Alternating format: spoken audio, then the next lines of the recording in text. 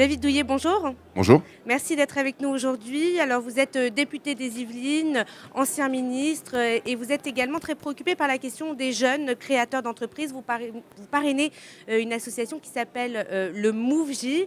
Est-ce que vous rêvez finalement d'un Facebook à la française? On vient de fêter les 10 ans du réseau social. Est-ce que vous pensez qu'aujourd'hui, une telle success story est possible en France? Bien sûr, c'est une plus-value énorme que de connecter les gens entre eux. D'ailleurs, c'est ce qui est mis en place. Des différentes plateformes vont être mises en place, notamment d'anciens ministres comme Xavier Bertrand, comme Hervé Novelli, pour connecter les gens. Bon, parce que quand on a travaillé dans une entreprise ou lorsqu'on est jeune, on n'a pas forcément de réseau. Ou alors on a un réseau, mais qui est dédié à l'activité que l'on avait avant. Et quand ça se passe mal, quand on se retrouve sur le marché de l'emploi, eh ben, c'est compliqué d'emblée embrayer sur une nouvelle aventure sans avoir de connexion. C'est toute la pertinence de ces histoires-là. À ceci près que chez les jeunes que j'ai été, moi aussi j'ai été un jeune entrepreneur, athlète en même temps d'ailleurs, la création d'entreprise est pas si simple, elle est anxiogène. Elle l'était déjà il y a 20 ans lorsque j'ai créé la mienne, parce que c'est un univers qui est tellement vaste et tellement large, tellement dangereux aussi, parce qu'on peut à chaque prise d'initiative trébucher et tomber, échouer.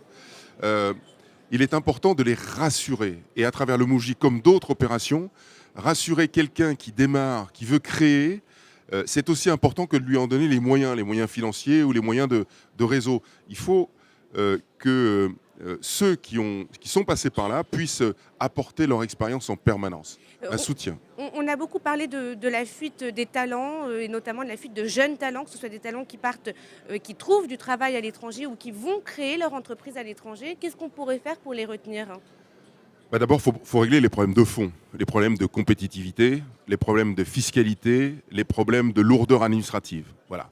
Mais une fois réglé tout ça, si jamais on devait le faire demain, et c'est ce que beaucoup de politiques aujourd'hui vont faire demain, je puis vous l'assurer, sinon il n'y aura pas d'avenir chez nous, eh bien, il va falloir rattraper une confiance qu'ils ont perdue.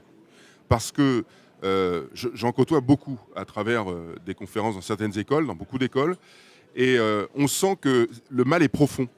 Il faudra réussir à les convaincre que ça ne changera pas. Il faut instaurer une pérennité dans tous ces choix politiques qui seront faits, parce que c'est anxiogène. Beaucoup nous disent, oui, mais si vous réglez les choses demain, qu'est-ce qui nous garantit qu'après-demain, nous n'allons pas retourner dans ce genre de travers qui, aujourd'hui, nous motive à aller ailleurs? Je m'adresse enfin au secrétaire d'État chargé des Français de l'étranger que vous avez été.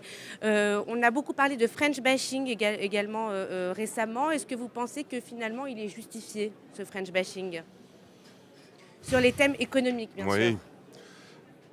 Non, bien sûr que non, qu'il n'est pas justifié. Malgré tout, pourquoi ça existe? Parce que les signaux étaient mauvais, voilà, c'est aussi bête que ça. Et il faut montrer à l'ensemble du monde, qui est devenu en réalité très petit, très facile à se connecter, à avoir de l'information, qu'en réalité la France est un pays d'avenir avec un potentiel humain extraordinaire et une qualité. D'ailleurs, c'est pas pour rien que on nous pique beaucoup de talents. Je prends un exemple, le PFL, l'école polytechnique de Lausanne. On a 2000 petits Français qui étudient là-bas tous les jours. Ces 2000-là qui aujourd'hui vivent à Lausanne, où vivront-ils demain? Bon, ils seront captés par des entreprises. Hein. C'est-à-dire qu'on vient nous prendre ce qu'il y a de bon, vous inquiétez pas. Voilà. Après, c'est une histoire d'image, c'est une histoire d'être en sécurité et d'être sur un axe périn. Voilà. Parce qu'une entreprise, c'est ça. Une entreprise, c'est pas du court terme. Il y a du court terme, évidemment. Au moins d'incertitude. Moins d'incertitude. Une entreprise, c'est un marathon en réalité. Merci beaucoup, David Douillet. Et pas un sprint. À bientôt.